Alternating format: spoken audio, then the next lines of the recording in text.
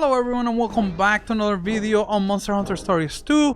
This game is about to release on July 9, 2021, which is this Friday. And as we get ready for the release, I wanted to do a quick video explaining the 6 weapons we have available. So we can get prepared and better informed for the release of this game, let's check out how each weapon works.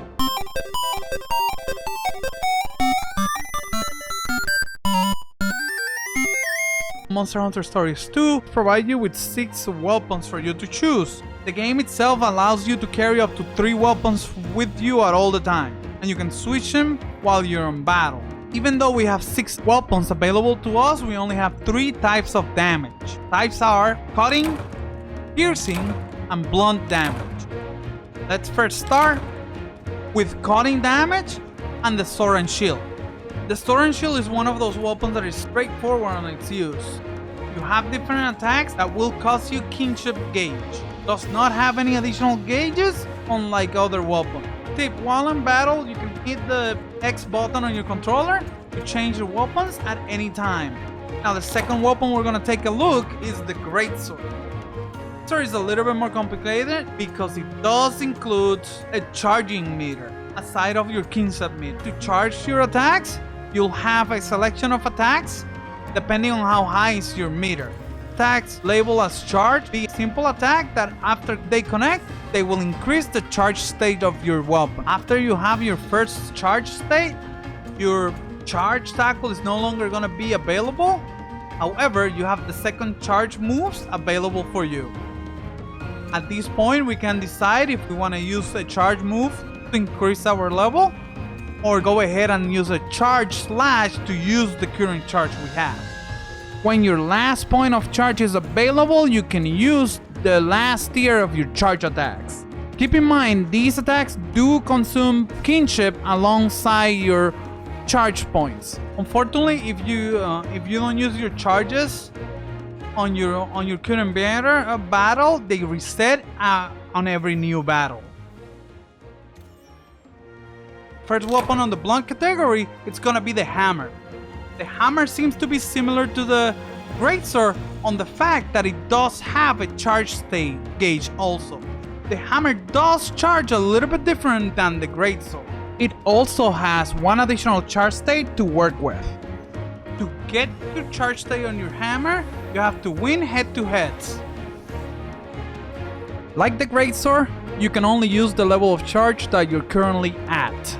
Having 2 or more points will unlock additional moves that you can use with your kinship points. But you can only use the move for the current charge you have available. Meaning that if you wanted to use a move that requires 2 gauges blocks, and you have 3, you're not gonna be able to use it, and vice versa. The next one of the blunt weapons is the hunting horn. The hunting horn includes a set of skills to play songs and help your ally, depending on the hunting horn you're using.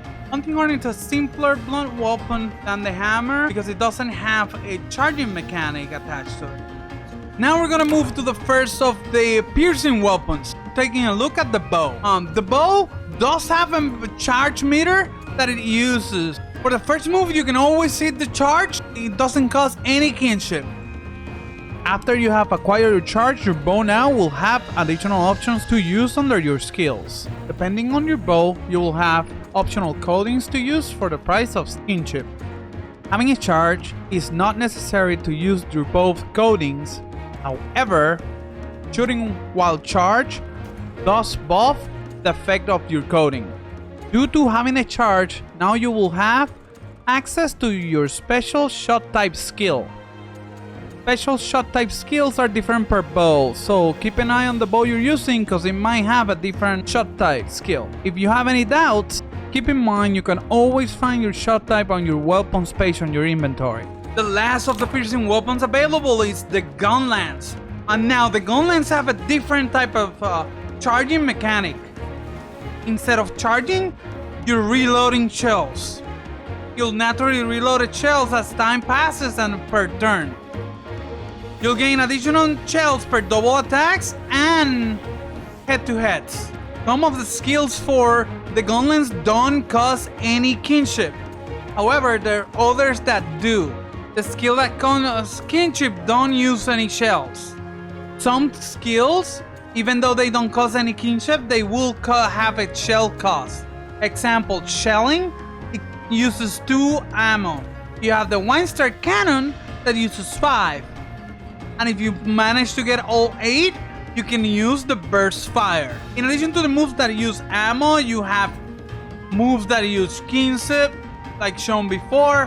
When you're 100%, you have a choice to make, either ride your monster or use your Wyvern's fire. And by using the kinship power, you don't use any of your shells. There you have it, everyone. That was a quick overview on all the weapons for Monster Hunter Stories 2. Hopefully this can help you find a weapon that you want to use and help you enjoy the game a little bit more. I can't wait for the release of this game. I'm having a ton of fun with the demo, and I hope you're doing the same. Thank you for watching, everyone, and I'll see you on the next video. Happy hunting, everyone!